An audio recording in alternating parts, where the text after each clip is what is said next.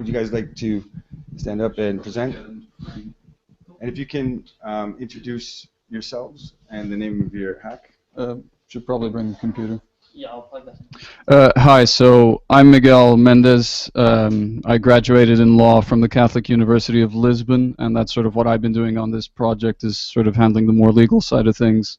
Will has a bachelor's, right, in computer science from Cambridge, and he really had the idea for what's going to happen here, and then I sort of acted as a wall to bounce things off and make sure everything was safe, because we're touching on a few really scary things, in particular regarding geolocation and how a lot of people unwittingly put out information that's used against them and has been ever since Foursquare came out in burglaries and kidnappings around the world. So I'm going to pass it to Will. Maybe you can explain things in better detail. Yeah, so basically I'll show you a demo of the app in a bit, but the idea is that there's all this geolocation data that people are sharing, and on its own you think, well, okay, I'll share that I'm at this cafe because it's a new cafe, and you know, my friends would be interested that I'm at this cafe.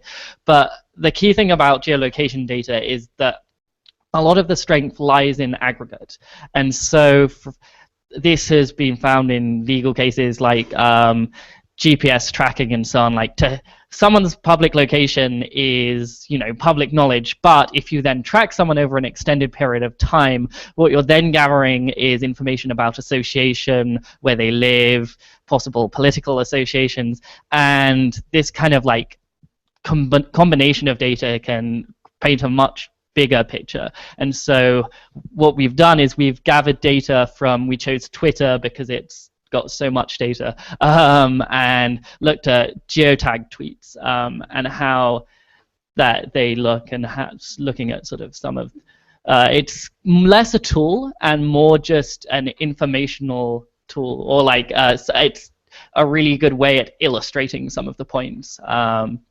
You want to explain some of the risks of if we just made a tool? Yeah, so the idea initially was to sort of create a search bar in which you'd introduce your Twitter account, and then you could see it. And I immediately thought, well, what's stopping you from searching someone else?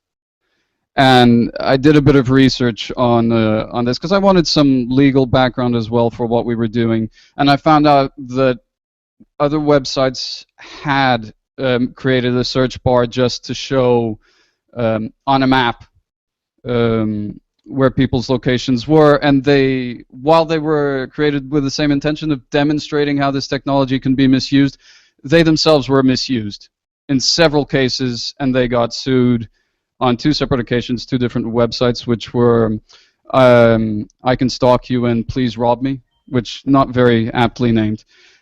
So I then told Will, look, we need this stuff. Either people can search themselves, because that's great. I think it's important for people to be able to see their exposure personally, if they have any. And also to show how widespread this can be, maybe a function where you search a random user who will be anonymized, so their risk of exposure is almost minimal, because in the hundreds of thousands or millions of people around the world that use Twitter with geolocation, then it'll be someone, and there's no way to target a particular person. So from that perspective, it's far safer. Their picture doesn't show up, their account name doesn't show up. I didn't let Will add a timestamp, which he wanted to. So to the best of our abilities, people can't be abused through our application, and it serves its purpose as a demonstrator. Cool, let's just walk through it then. So I had to come up with a name, so it's called GeoCruncher, and there's a bit of a summary here. I have to thank actually a template for just like putting together Bootstrap and stuff. So what we do is to authenticate who you are and prove who you are. We've linked into Twitter authentication. So here's my Twitter account, and I'm going, right, I'm going to let it read tweets and so on. And so sign in, redirects you back to the application, and so here we are back, success, you're logged in, and so now I can display my tweets. So that's basically what we have here is, so we can hit display my tweets, and then it's taking my login and the authentication here, and what you can see is a map of where all my tweets have been like geolocated. So you can see a stream of tweets below, and also this here, and we can view it differently. So there are various ways of viewing it, and you can see just the tweets are just the line. And by having the line, you can see actually it's the order of tweets that then presents this map of travel. So we can see that although there are 2 tweets in the US, we can tell that I was back in the UK between them. So that shows that there's a pattern of travel. So that can happen, be useful, for example, when there's certain particular commutes. So what we can do is we can then zoom in to London with many clicks. And you can see that like certain patterns, like so there's a pattern of me going to Cambridge, which was obviously where I studied, and then we can see certain like high density clusters of these in chronological order, and you can click on a tweet to sort of see, King's Cross is grim at the moment, and then sort of like another tweet, and then a male online journalist tried to get me to tell him more information about the situation at King's Cross, and I was just like, no. But you can actually get these stories and see that and by seeing where I then went to next, you can see which train I got, and then you can likely work out which train I got on, and so actually you can generate quite interesting trends of people's travel, people's association. We could tell that I was out of London then, so if you wanted to rob my flat, then you could have easily done that. So we also have the display random users. So if you don't have stuff on your own account and then it crashes, let's try that one more time. No, okay. I'm just going to check this. If I can fix it really easily, then I will. If not, then assume that it's basically the same.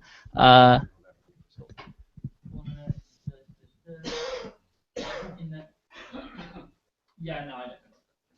But screenshots. Yes, I took screenshots while it was working because I was clever. Okay. Okay. So we can see various screenshots here.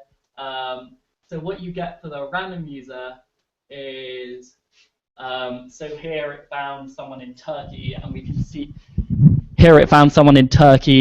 see that they're mainly based in Istanbul, but we have travel to certain regions which may have political significance or whatever, and then you just hit see a new user down here, and then it will automatically scan the map for another user. And so what we get is we get tweets, and you can click on the point to get a tweet, but we have no timestamps, and we don't have the face or the username. So in effect, if somebody actually wanted to just copy that, put it into search.twitter.com, they could find out who it was. But in essence, a random person, when you get a random person from another country, has minimal like interest in another person's movements. Whereas if I can show you another version if anyone wants to see their own results, which is not published, but this is the open version where I can type in anyone's Twitter username, and then you can immediately see your ex's movements or some political dissidents' movements, which was one of the main driving points behind actually saying, how do we make a tool that exposes the amount of data that people are putting online and the trends that you can see in that, while not then having it being used as a tool for people with malicious intent. Yeah.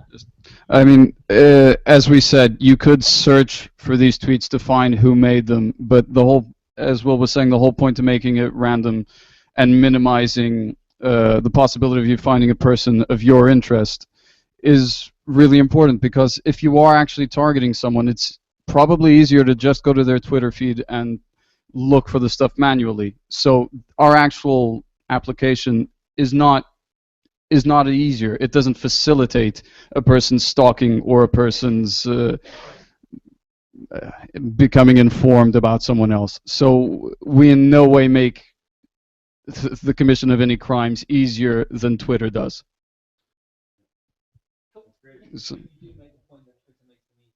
yeah, to an extent, yes. Be careful what you tweet and about your geolocating, which is the message we're trying to get across.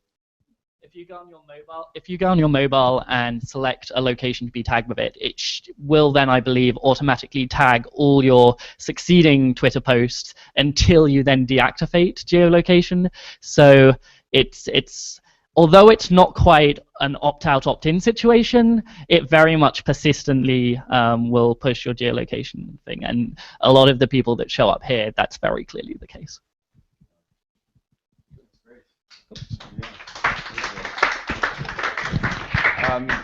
Do you have any more questions for these guys?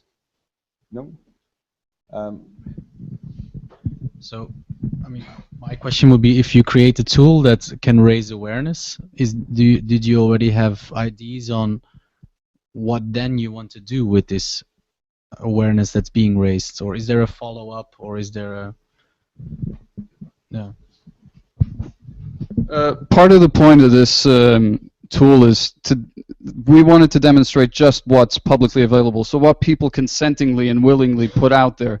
So the solution to this is, if we cause people to react, like they see their level of exposure, they then think, wait, maybe I don't want this. Because the whole point to searching yourself and finding your exposure is you can then deactivate it. You can then personally make that decision, because Twitter already offers, Twitter or Foursquare or whoever it is, already offer those security options for you to deactivate your geolocation. So the fact of the matter is, people can take measures to protect themselves. That is possible.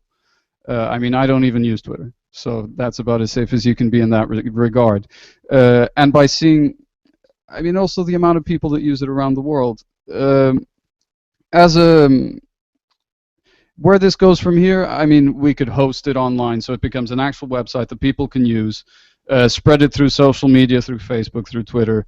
People will check themselves out, see whether it works, and then if they're happy with it, they can keep the geolocation. If they're not, they get rid of it, and at least they know.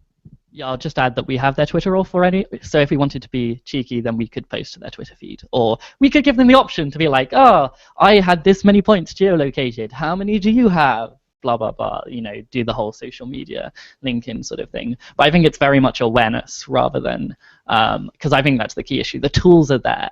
It's actually enabling people to use them and understand the impact of their effects, because it's the understanding that isn't there.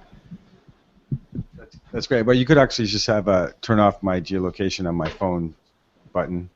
Well, that's built into the apps rather than, so you can do that from the app. But you could encourage. Okay. Hi, Phil. Hi.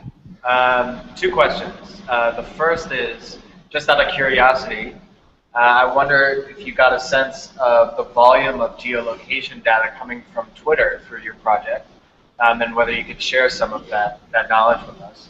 And second, I wanted to ask, have you considered cross-referencing the Twitter geolocation data with other services' geolocation data to make perhaps a more effective tool?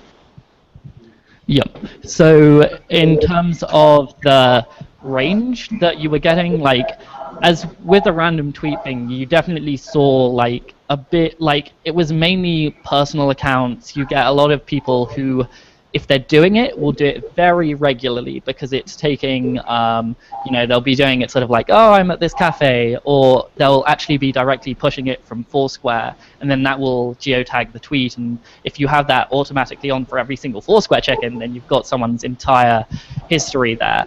In terms of actually the people that I had on my Twitter feed, then when I was going through my news feed, there weren't that many people using it. I follow a lot of privacy experts, so I'm not sure how representative my Twitter feed might be there. But like, I think it's very much happening. And also one of the other trends was you could very much see the time zones going across the world. So this morning we were getting lots of things from Turkey, Asia, around there, whereas now we're starting to get stuff from America appearing and so on. So that's just a nice sort of thing that we noticed. In terms of integrating data from other places, so I looked at Foursquare and I did the integration of OAuth for Foursquare, so it could get that. But in the end, it was like, to actually get people's Foursquare check-ins, you kind of need to have a reference to that or have them on your account. So you could get it through Twitter when you then had that and then link it to that. But I think suddenly there's the potential. It would be very easy to just add in another source of location data and just link it into the map. So technically, it's really not difficult. I think in the limited time that we had, we decided Twitter was the best place to do it. Sure. I mean, I just really. Oh, go ahead. Go ahead. Sorry. Yeah, I was just going to add, it's not related to your question, but there's the issue of the volume of geolocated tweets, but also this is raising awareness to the fact that people knowing where you are is a problem, because that's sometimes ignored. And in the research I did from a more legal perspective, I found one particular article that cited as many as 80% of burglars arrested in like 2013. 80% of them used social media to track their victims. And I don't think there's an awareness of that fact. I don't think the average Twitter user, the average Facebook user knows that maybe their setting is friends of my friends can see this stuff, and so they post, oh, going to the Bahamas, and their house gets robbed because it's already been cased by a friend of a friend, that guy you knew in high school who maybe did drugs and then got into debt and you've lost contact with him, but you went to high school, you got to have him, and then his friend can see your post because of your settings. I mean, that's something that people don't realize, and maybe this can help. And obviously, if we expanded it to include other forms of social media or compiled like the number of crimes committed through social media, that would help. I mean, in 48 hours or less, this was what could be done in that regard. So That's fair. I guess just a comment. Add one more stream of data, and get a sense of who's on vacation. I call it who's on vacation, and then you can show. You get a sense of where someone is. You can show that they're not at home, how long they're going, and it gives them, it expresses the fear that I think you're going for, which is that their house is completely vacant and ready to be robbed. So maybe combined with Yelp or TripAdvisor, and you can really strike the fear of God into people. Yeah, that's definitely a possibility for expansion. So.